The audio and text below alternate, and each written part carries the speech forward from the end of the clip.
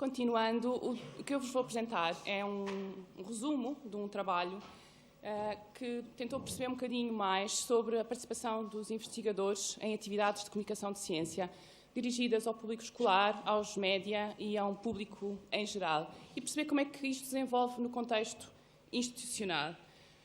De facto, neste momento, é considerado um facto que a comunicação de ciência se desenvolve num contexto institucional, dentro de uma instituição científica, e ainda que os institutos de investigação, as universidades tenham um gabinete preparado para facilitar esta comunicação de ciência, recai sobre os investigadores o principal papel. Alguns autores dizem até que não só o papel de comunicar, mas também o papel de definir estratégias dentro das instituições. Por isso achamos que era importante perceber o que é que os investigadores andam a fazer, em que atividades é que participam, o que é que eles pensam sobre isto dentro deste contexto, então, institucional. Algumas das questões que nós fomos tentar perceber melhor as respostas estão aqui. Em que tipo de atividades participam os investigadores? Que investigadores são estes? São bolseiros? São investigadores de carreira docente? Com que frequência participam? Como é que surge o convite à participação? É por iniciativa própria, de uma forma proativa? É uma resposta positiva a um convite institucional? O que é que eles pensam sobre estas atividades? Quem participa, o que é que pensa sobre isto? E de que forma é que a frequência de participação interfere com a opinião, com o que eles pensam sobre estas atividades? Este trabalho é um estudo de caso que decorreu no IBMC. O IBMC é um Instituto de Biologia Molecular e Celular, no Porto. Debruça sobre as ciências da vida e da saúde. Dados de 2009, 450 trabalhadores, digamos assim, entre investigadores, técnicos e pessoal administrativo. Dentro do grupo dos investigadores, temos uma percentagem de cerca de 24% são investigadores da carreira docente, 17% são investigadores da carreira de investigação, portanto, investigadores contratados, e cerca de 59% bolseiros, quer de doutoramento, quer de pós-doutoramento. Esta instituição tem também um gabinete chamado Núcleo de Cultura Científica, um gabinete que foi criado em 2003, com o objetivo de ser a ponte entre a instituição, a investigação, os investigadores e a sociedade, de uma forma assim generalizada. 3 das suas 4 objetivos, digamos assim, relacionam-se com comunicação de ciência, seja na relação dos média e assessoria, escrevendo comunicados de imprensa, facilitando o contacto entre investigadores e jornalistas, um programa de ciência na sociedade, por exemplo, organizando dias internacionais, o último, o Dia de Fascínio das Plantas, por exemplo, e também com atividades dentro do programa educacional dirigidas ao público escolar, com visitas à instituição e também com investigadores a irem às escolas a fazer palestras sobre a área de investigação que fazem. Quem são estes investigadores? O que é que eles fazem? Um dos dados que para nós foi surpreendente foi que, de facto, 86%, não se vê bem, mas 86% tinham participado já em atividades de comunicação de ciência, refutando um bocado a ideia de que os investigadores não são participativos. Portanto, a maioria, bem expressiva, já tinha feito alguma atividade de comunicação de ciência nos 2 anos que precederam o inquérito, o estudo. E apenas 13,4% não tinha feito nenhuma atividade nos 2 anos precedentes ao estudo. A maioria das atividades que eles desenvolvem, a forma de participarem surge por convite da instituição. Dados que são coerentes com a atividade mais realizada nesta instituição, que é a visita de escola. É uma atividade institucional em que o gabinete medeia a organização da visita, a escola vai lá ao IBMC, lhes feita uma visita, conhecem depois um determinado laboratório de investigação. Outra coisa que nós percebemos foi que não havia propriamente um público privilegiado, nem o público escolar, nem os mídia, nem o público em geral. As atividades distribuem-se e a participação distribui-se de forma mais ou menos equivalente nestes 3 públicos diferentes. Ao contrário, por exemplo, do Reino Unido, em que os decisores políticos são um público muito importante, as atividades desenvolvidas nesta instituição não nos revelaram esta ser uma prioridade. Nós decidimos também que precisávamos perceber um bocadinho mais Quem é que são estas pessoas? E porque a comunidade científica não é homogénea, decidimos categorizar os investigadores por taxa de participação. E assim temos 5 categorias, em que a primeira nós classificamos como comunicador potencial, que é um comunicador que nos últimos 2 anos não fez nenhuma atividade. Chamamos potencial porque os dados nos indicam que provavelmente irá participar. É um grupo em que, muito novo, não havia nenhum investigador dentro deste grupo com mais de 41 anos. Dentro dos investigadores que participam, temos o que nós chamamos de comunicador esporádico, participou uma vez nos 2 anos que precederam o estudo. A maioria encaixa no grupo do comunicador regular, que participou entre 2 a 5 vezes nos anos que precederam o estudo. O comunicador ativo e o comunicador militante, uma minoria, ambos uma minoria. O comunicador ativo participou entre 6 a 10 vezes e o comunicador militante mais de 10 vezes nos anos que precederam este estudo. Ainda assim, nós não sabemos quem são estes investigadores e, por isso, fomos tentar traçar um perfil. E temos, como o comunicador potencial não aparece aqui neste quadro, porque o comunicador potencial, uma vez que não participou, o nosso questionário não estava, as perguntas que fazíamos eram sobre a participação e, portanto, não tinha participado, e por isso não temos mais dados. Em relação ao comunicador esporádico, que participou uma vez, tem um perfil semelhante ao comunicador regular, embora claramente é composto por bolseiras. A atividade que fizeram é a visita de escola, portanto, uma atividade claramente institucional. A relação com a instituição, nós chamamos ali dependente, porque a atividade que ele fez é uma atividade institucional.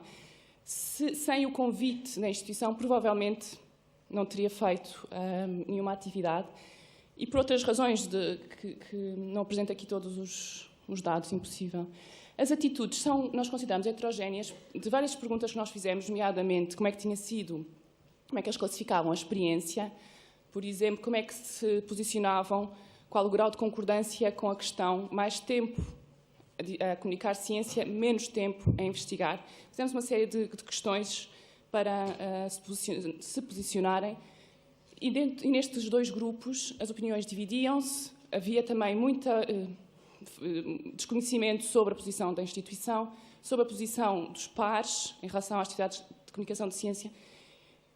Portanto, são grupos em que as opiniões são mais heterogéneas, por um lado, e, por outro, que apresentam menos conhecimento sobre a política ou a estratégia institucional. Os grupos mais ativos, o comunicador ativo, que fazia então 6 a 10 atividades em 2 anos, muda um bocadinho o perfil. Temos maioritariamente docentes, ou seja, investigadores da carreira docente. Já não é a visita escolar a atividade predominante, mas sim a entrevista para os média ou a palestra pública. Também demonstra uma relação institucional, mas de uma forma um bocadinho diferente dos outros 2 grupos. Já não tanto pela atividade que desenvolvem, mas porque invocam claramente ser necessário o reconhecimento institucional desta atividade. Portanto, o link institucional é diferente dos grupos anteriores. Apresentam um grupo mais homogéneo em relação às atitudes que são positivas. O comunicador militante, nós demos-lhe este nome porque é muito semelhante ao conceito do civic scientist, o investigador que age mais como pessoa do que como investigador, que tem uma extrema atitude proativa, que no fundo acaba por ser um grupo atípico, digamos assim, porque não reflete a tendência nem de idade, enquanto que os outros grupos, portanto, quanto menos frequente a participação, mais novo, ou seja, com a idade aumenta a taxa de participação, e este grupo de comunicador militante não demonstra essa tendência, nem de idade, nem de perfil de carreira. Participa em todo o tipo de atividades, seja a visita escolar, seja a relação com os média, seja aquelas atividades de maior comprometimento pessoal de tempo, por exemplo. E em relação, por exemplo, ao apoio institucional ou ao reconhecimento, ele acha importante, mas não acha essencial. O que nós consideramos é que este grupo atípico do comunicador militante, minoria, provavelmente iria participar nestas atividades de comunicação de ciência, independentemente da estratégia institucional. E provavelmente encaixará neste grupo aqueles comunicadores de ciência que ainda antes de existir a comunicação de ciência institucionalizada já participavam em atividades deste género, e conhecemos alguns. Demonstram atitudes muito positivas e bastante homogéneas em relação a várias questões postas neste inquérito. Para terminar, de facto, este foi um estudo de caso. Portanto, o que nós podemos dizer em relação a este contexto particular? Nós consideramos que a instituição desempenha função muito importante na promoção, se quisermos, ou no envolvimento dos investigadores em comunicação de ciência, a vários níveis. No caso dos investigadores mais novos e que se calhar nunca participaram, como o primeiro contacto, como o primeiro convite. Aos investigadores que vão participando de uma forma regular, no fundo, a dar continuidade a esta participação. Aos comunicadores mais dinâmicos, sejam os ativos, sejam os militantes, uma forma de potenciar o que eles fariam de qualquer forma. Portanto, a conclusão deste estudo é que, de facto, achamos que o Instituto faz diferença para o envolvimento dos cientistas. Se os institutos, de uma forma genérica, fazem diferença, bom, não foi alvo deste trabalho em particular, a minha opinião é que, de facto, entre as várias estratégias, as várias ações que se podem tomar para promover a comunicação de ciência, muito poderá-se fazer através das instituições científicas. Obrigada.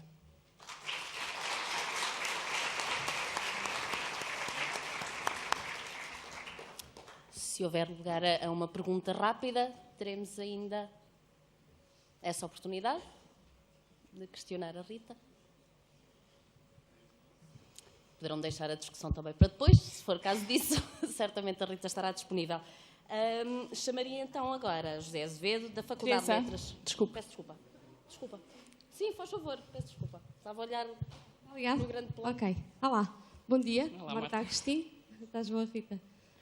Rita, eu gostei muito do que tu apresentaste e é um tema que eu acho muito interessante e que me deu a dica para eu poder fazer aqui uma questão que eu queria levantar, que era, sem dúvida, o papel dos cientistas é crucial e é insubstituível na comunicação de ciência, mas já estamos aqui há 2 horas ou 3 a discutir o SICOM Portugal e eu ainda não ouvi, naturalmente vamos ouvir durante estes dias, mas ainda não ouvi muita referência aos comunicadores de ciência que não são investigadores, ok? E esse teu estudo caso relaciona a relevância de existir uma estratégia, ou de existir, da importância do Instituto de Investigação nas atitudes ou na promoção de atitudes dos cientistas. Há alguma coisa no vosso estudo que relacione isso diretamente com a existência ou não de comunicadores ou com a relação entre os comunicadores e os cientistas? Não.